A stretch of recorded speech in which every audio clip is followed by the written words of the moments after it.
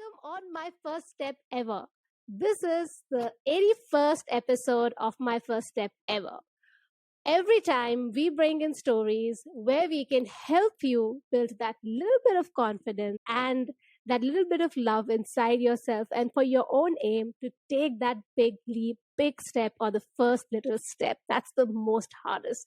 So join me in welcoming our today's guest speaker who's a passionate person and a very, very young entrepreneur, Cara Davies. Hi, Cara. Welcome on my first step ever. Hi, it's a pleasure and an honor to be on this podcast. I'm extremely excited because I think your story is going to be such an inspiration to a lot of youngsters out there. If you don't mind me revealing your age, you are just 23 and you founded your own company and your own business at 21. So let me take you through. Cara is a 23-year-old CEO and co-founder of STEPN.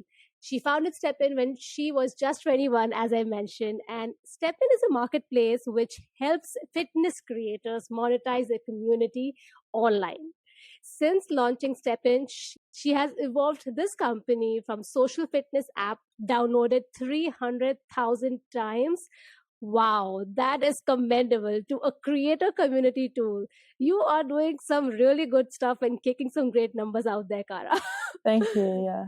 This is extremely exciting. So I think on top of my mind, the first few questions that I have, that how did she, gain such kind of mindset, such confidence? Why fitness industry so specific? So we are going to get into all of these one by one, and let's get started with the first question that I have in mind. What was your mindset like, or your surroundings when you were growing up? So I was very lucky that my family was always super, super supportive of me, and they were always very big on education. So from a young age, I really took school probably a bit too seriously, and was always studying really hard, head in the books. And I was also lucky that my teachers were also very supportive and would always encourage me.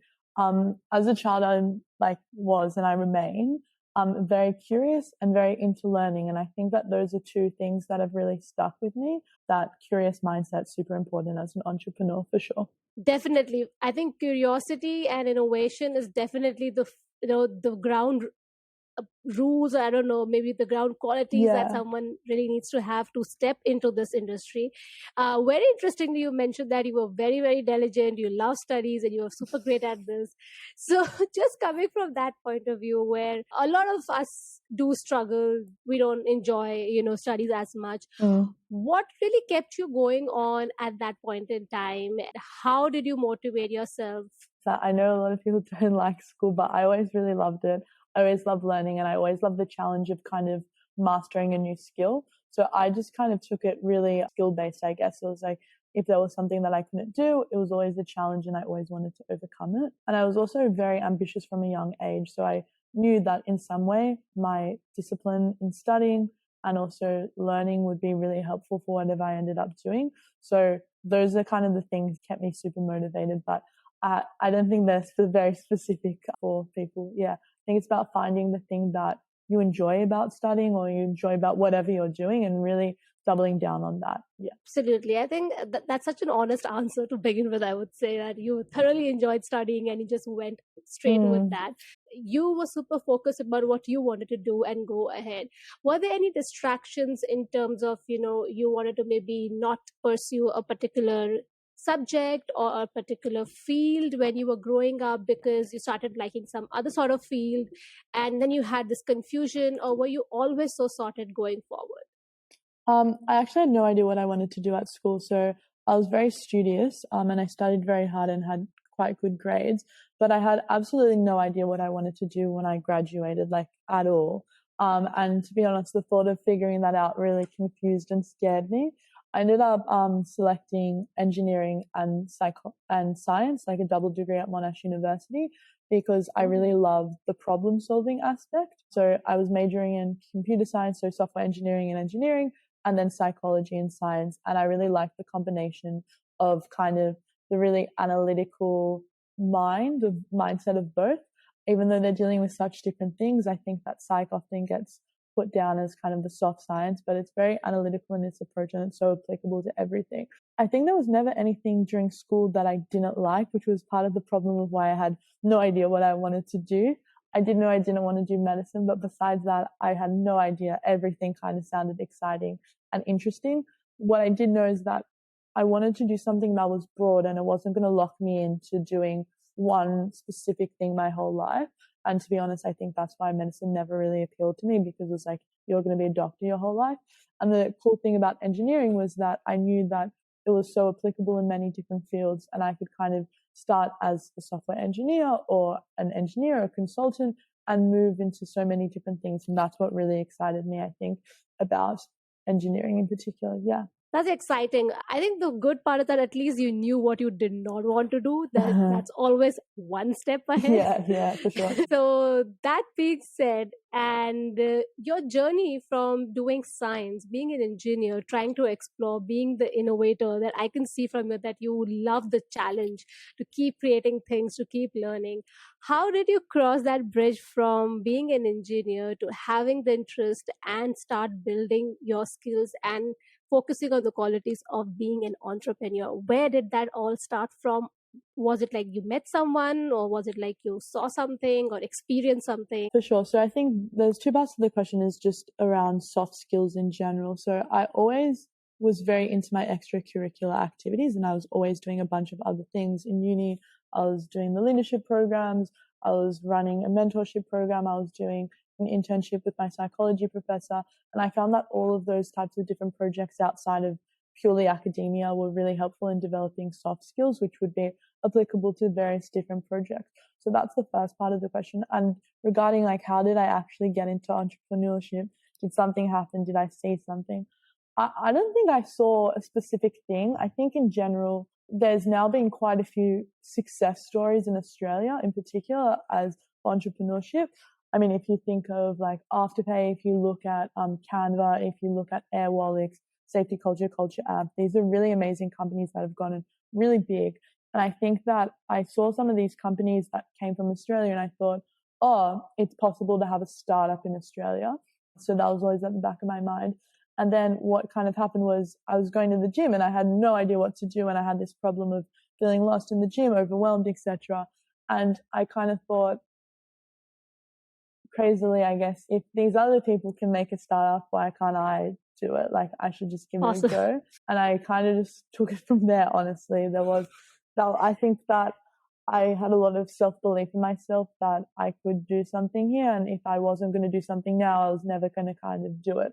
So I was just like, why not try? And why not learn really quickly? And that's what I've done. And that's what I continue to do. Yeah. That's really inspiring. And that really fills me with confidence, that when we listen to stories like this, where people have so much of self-belief, and this is something that a lot of us, I would say that we have it, but maybe it's due to our circumstances, or maybe we haven't had positive experiences enough to validate that yes, whatever decisions that we take, they are good enough and we are good enough. So in your case, Cara, I would really like to dive deep and understand that what was it that built your confidence so much, and self-belief and the conviction that let's give it a try and we'll see where it goes, but I know that if I set my mind to it, I will achieve something at least. Yeah, so very candidly, like when you just started saying that, I was reflecting on how lucky I am in terms of my upbringing. Like, I'm extremely, extremely lucky, and I come from an upper middle class family. I went to the same school my whole life.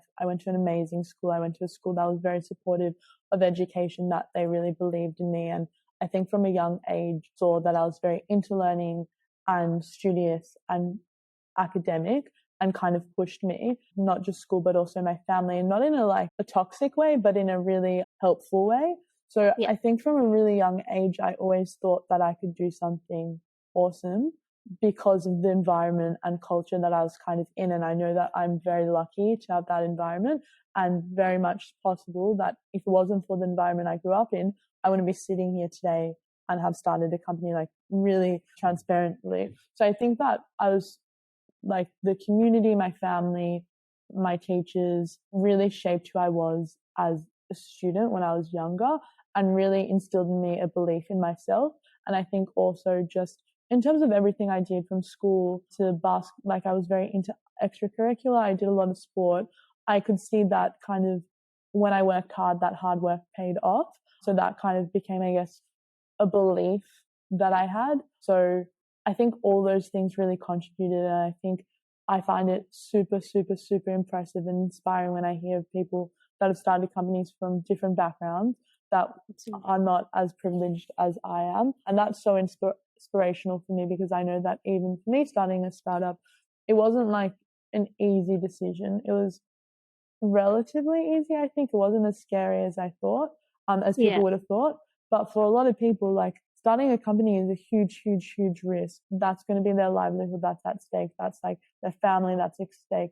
All of that. And I was very lucky that I always had a community around me that I knew that if things don't work out, I'm going to be 100% fine. And I think, to be honest, that understanding has meant that I feel comfortable taking risks, because for me, I kind of think whatever happens, I'm going to be okay. This is so lovely, Cara, because I think what I'm hearing from you is that it really defines the kind of people you're surrounded with. What you're feeding into your head, what are people saying, what are they telling, what you're actually experiencing with them, and what you're learning through someone else's action. That really imbibes some sort of, when you see some sort of outcomes coming out of certain action taken by people, that instills confidence in you as well. So it's so important to be around the kind of people you want to be in a growth minded community that you want to grow with. So, and congratulations for taking that big step, because how much ever, comfortable you are or whatever privileges you have, it is always a risk. And I do believe that, as you mentioned, that you had your own challenges. It was scary for you, but you did take that step. So before we move on and know a bit more about your venture, I think I would really like to ponder and discuss right now what's the most interesting part about starting a venture. The first step that I took was I just tried to talk to as many people as possible about the problem. And the problem that I was experiencing was that I'd go to gym and I had no idea what to do. So what I did is I tried to speak to a lot of people my age, a bit older, a bit younger, and understand what they were doing when they were trying to work out. And I realized that no one was doing anything particularly useful or effective. So there was definitely a problem for that age demographic, for our age demographic, in terms of health and fitness literacy, I think, in general, and what to do. So I kind of tried to validate the problem there. And from there, I had no idea what I was doing whatsoever, absolutely no idea. And I will continue to say that's the case. You don't know what you don't know, and you know so little. And I was really lucky that my family knew someone who knew someone that was the startup guy. His name is Simon. Hi, Simon. And I called him and explained to him my idea. And he very much coached me from that early stage about the fundamentals of a startup. And honestly, if it wasn't for Simon, I wouldn't be where I am right now, because really guided me those initial few weeks. I got off my first call with him. He's like, call me this time next week and do X, Y, and Z. I was like, how am I going to do this? And I came back and I'd done all that and more. So he really guided me and kept me motivated at the start. I think like at the start, there's so much to do and you have no idea where to start. So having some structure and a mentor is really, really helpful. So that's getting started. In regards to the most exciting part of stepping and starting a venture, I think it's just the most exciting part's also the scariest part, which is just everything changes so often. And you look back a month ago or 2 weeks ago and you're like, I had no idea what I was doing. I was so incompetent. I've learned so much. And I think that's a really exciting part. Another exciting part for me is now we have a team, and it's really cool that I'm in charge of all these people and I get to kind of hopefully inspire them and keep them motivated and get them contributing to the company. So that, and then the last thing is just the impact. Like, it's really cool to see in a startup, the teams are so small and the work you do is so tangible. Like I don't design things personally, but if I have an idea, I can talk to the creators, get that validated, go to design, get it designed, and then it's in the app. Like that's really awesome. And then you can see the impact of people using that thing. So those are the three things. In terms of challenging, I think something that was really challenging for us, like in hindsight and during, was we recently-ish raised a seed round, and that was emotionally really challenging. The process was challenging in general, but emotionally it was super challenging because it was just a roller coaster of emotions from like people saying yes, people saying no, getting so close. And that was probably to date the biggest challenge, I think. And during that process of raising our seed round, I think I aged like 40 years in like 24 hours. It was like really a lot. And I think sometimes what's really challenging is that I am really young. I'm only 23. And as I said, there's a lot of times that things are like way above my pay grade and way above my experience, but I have to deal with it and I have to learn really quickly what to do. And that definitely can be quite challenging at times. Yeah. I would say that you are one brave person to do that, because these are challenges that you face at a level where you are risking a lot of things. I mean, you are managing a company, you're handling people, you have people to answerable to, you have a lot of money involved, and ultimately they all look up to you. So I think there's a lot, as you said, emotionally also going on. Yeah. And not just on the idea levels and how you pitch. So that is amazing, and thank you, Simon, for helping Cara when it was really needed. I think mentorship and coaching is so important at the right time, so I'm happy that happened for you. And just one last question: if there is one thing from your journey that you would like to share with our audiences, that suppose really broke you very hard, but then you learned massively from that experience? What I said about raising definitely was like really emotionally difficult. And there was some times that we came really, really close, in particular with quite a large investor. And like literally at the last moment, it was a no. And that was really hard. And I think personally, it was really hard because as the leader of the company, I felt as though I couldn't really express fully how I felt, because I also had my co-founders and the rest of the team that I had to be managing kind of expectations and storyline. And that was really difficult, kind of like presenting one thing but feeling another thing. So that was really hard. I think not a challenge, but a moment that was like, oh my God, was when we did our pre-seed round and we got the first money committed from one of our investors. And the first investors, they committed like $50,000. And when they said that, there was a moment of, oh my God, like this is real money. And this is like, people are trusting us. That's kind of crazy. But you can't really think too much about it because that's when you get in your head. And I think probably another really hard moment was very early on in our journey. We had hired a contractor that was a software engineer, and it was before my third co-founder, Dave, joined, who's our CTO now. And we had to fire him, and I had to fire them. And I found that really, really hard because they were relying on us for their livelihood, etc. But it wasn't the right thing for the business to keep them around. It was going to make things way harder. And I remember getting on the call and letting him know that we were letting him go, and then just hanging up and like bawling for like 20 minutes because I was just like, that's one of the moments that definitely was, I guess, when I'm like, I'm so in over my head. I have no idea what I'm doing. Like, how am I the one that's doing these things? But it's also mad now because now those types of things, not necessarily firing people, but just like quite intense, high pressure, big impact on people, things happen. And it just kind of doesn't feel like anything anymore because it's just so, not second nature, but like all these things happen. So yeah, that's what I'd say is some of the challenging things that have happened whilst with the company. It's definitely not like all roses. It seems like that from the outside all the time, but it is a serious emotional roller coaster, and a roller coaster in general. Like things can be going amazingly one day, shocking the next day. It's just up and down. And I think generally something that a lot of founders get really good at is just like riding the waves and kind of, as bad as it sounds, not feeling the highs or the lows and just feeling pretty constant, because if you're feeling every high and low, you're going to find it really, really, really exhausting, and you'll burn out at some point. So yeah. Wow, there was some really tough decisions taken over there. As I said, you are one amazing, brave person.